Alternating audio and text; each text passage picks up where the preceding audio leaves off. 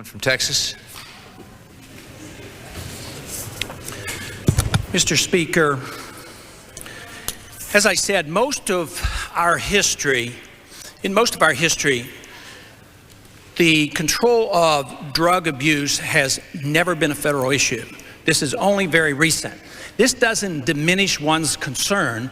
It's respecting the Constitution, and it's also emphasizing the fact that the more we have centralized our control and more that we have tried to enforce things at the national level, the worse the problem has gotten. I've heard many conservatives say, you know, we have an educational problem, and all they ever want to do is just throw more money at it.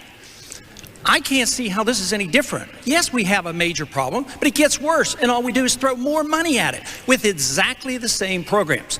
My goal today is just to bring it to the Congress's attention that possibly we're not doing the right things. And if we would ever come to admitting that, then maybe we will not have to suffer the abuse of how the war on drugs go awry. For instance, we've had this war on drugs, and there's no evidence even that we've been able to keep drugs out of our prisons. So maybe there's something we're doing wrong. Maybe we're treating a symptom rather than the cause of the problem. Maybe the cause is not legislatively correctable. Yeah, that's a possibility. Obviously, there is a problem there, but we need to think about it. We need to take a consideration and not ever to write off those of us who might say we don't endorse the current approach as being one that might not be concerned about the issue. Obviously, I am concerned. I have 5 children. I have 13 grandchildren. I'm a physician. I have a great deal of concern, but I've also been involved and I have seen people who have suffered, and therefore I have probably a slightly different approach to the problem. But I do think that we ought to look for a minute at the harm done with the war on drugs. So often there are victims from the war on drugs that go unnoticed. How often have we seen on television, and how often have we read in our newspaper of a drug bust with hooded FBI agents and hooded DEA agents barging in to the wrong apartment and really tearing the place up, confiscating property of people who'd never committed the crime? Why are we at the point now that we permit the war on drugs to be fought without due process of law? All they have to be is a suspect. All you have to do is have cash these days, and the government will come and take it from you. And then you have to prove your innocence. That's not the Constitution. We have gone a long way from the due process. Our job here is to protect the civil liberties of individuals. Yes, we ought to try to influence behavior, and yes, we ought to make laws against illegal behavior, national when necessary, but local when the Constitution dictates it. But at the rate we're going, we're making very, very little progress. I have a suspicion that there are motivations behind the invasion of privacy, because governments so often like to know what people are doing, especially in the financial area. This has been a tremendous excuse to accuse anybody who spends anything in cash of being a drug dealer, because they want to know where the cash is. This is part of the IRS collection agency, because they're worried about collecting enough revenues. And yet we carelessly say, well, a little violation of civil liberties is okay because we're doing so much good for the country and we're collecting revenues for the government. But we can't casually dismiss these important issues, especially if anything I suggest that this war on drugs is, or the problem of drugs in perspective, is not nearly what some people claim it to be, and that many people are dying from other problems rather than these. I would like to suggest, in some of the things that we could consider. First, let's consider the Constitution, for instance. We have no authority to create a federal police force. That's not in the Constitution. So we ought to consider that.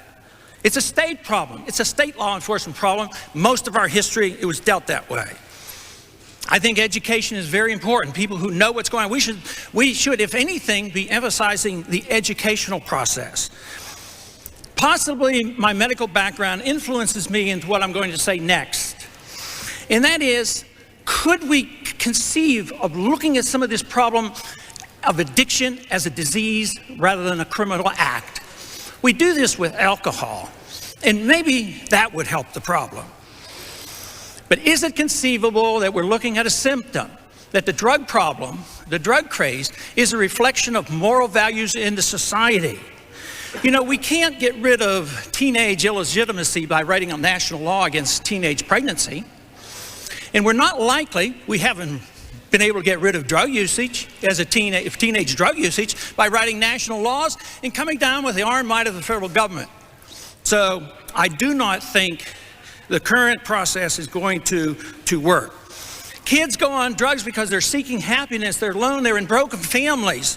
And this is a problem that will not be solved by more laws and a greater war on drugs. We have 80,000 federal policemen now carrying guns. Character is what is needed. Laws do not create character.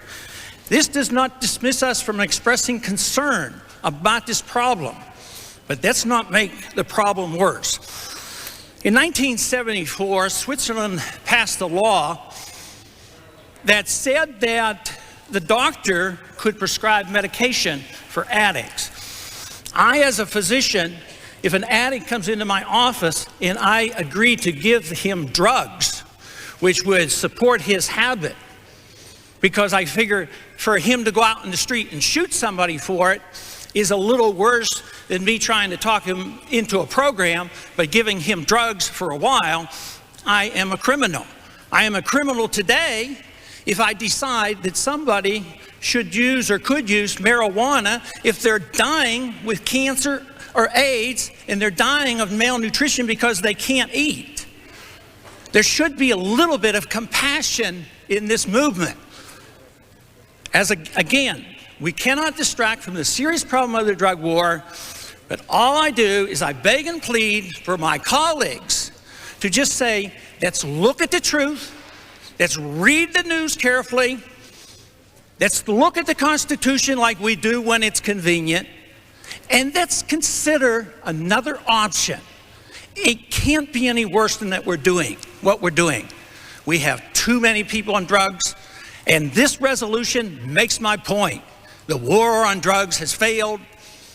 Let's do something different. Let's not pursue this any longer. I reserve the balance of my time.